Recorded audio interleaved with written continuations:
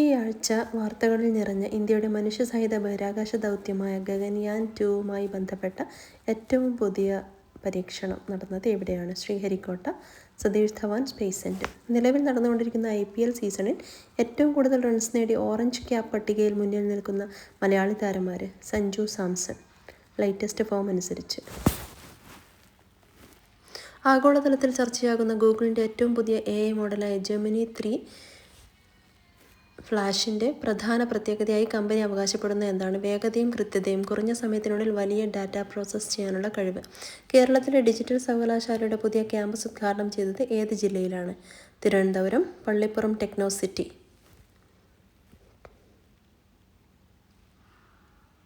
വരാനിരിക്കുന്ന കാലാവസ്ഥാ ഉച്ചകോടിയുടെ ആതിഥേയത്വം വഹിക്കാൻ തിരഞ്ഞെടുക്കപ്പെട്ട രാജ്യം ഏതാണ്? ബ്രസീൽ അല്ലെങ്കിൽ നിലവിലെ വേദി?